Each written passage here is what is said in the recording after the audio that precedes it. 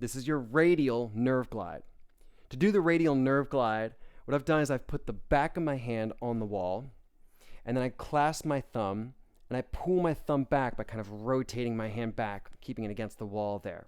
I'll show you from this perspective, a little bit easier to see. What you're doing is I'm clasping my thumb, putting the back of my hand on the wall, and then rotating my hand back in that direction. Because you can see the nerve basically kind of runs down here, and so I'm kind of grabbing that nerve by the thumb, and I'm pulling it back like that to get it nice and taut. Still with my shoulders squared back and down, and what I do is I go from neutral forward to looking away, neutral forward to looking away, while just holding that position up against the wall there. Using the wall really gets that nice bend to get a nice deep glide on, or a deep pull on it. Now, if you're a little too tight, you can't quite get this position, you can be lower down the wall. It's okay. You can be as far down the wall as you need to be. It's just wherever you got to go to keep your shoulders back and down, and the back of your hand flat against the wall with your hand turned back, okay? So I would say try to come up as high as you're able to keep those points. As high as you're able to still keep your shoulders back and down, back of the hand flat against the wall, and your thumb pulled back. Wherever you can be, if it's all the way shoulder height, great. You go to that position, and then just that one motion with your head turning out and in. Now that's more of a nerve stretch because we're just kind of pulling one end of the nerve and then slacking it, pulling one end of the nerve and slacking it with this end held tight the whole time. We've pulled this end tight, just keeping it.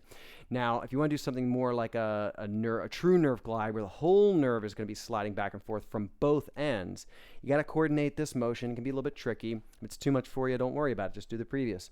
What you'll do is you'll get to the same starting position here, clasp the thumb, back of the hand pulled back. Same starting position.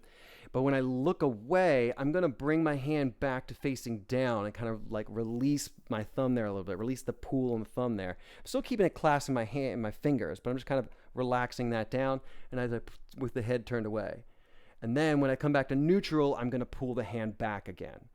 So then when I look away, the hand comes facing down, knuckles face down. And then when I come back to neutral, I pull the thumb back. And you alternate between that. You got to coordinate it perfectly though, so that when you don't want to be jerky with it. You don't want to look away and then release the hand and then come forward and then pull the hand back. It should be a smooth motion between it all. So start off with the thumb pulled back. If I look away, the hand comes down in one motion, and then when I come back to neutral, the hand pulls back, all in one motion, perfectly synced together. If that's a little bit too much, just pull the thumb back, hold it steady on the wall there, and then look away repeatedly just with your head while keeping the hand stable against the wall. You'll still get a very good nerve glide throughout that to help clean things up and floss things through the nerve there. So that is your radial nerve glide.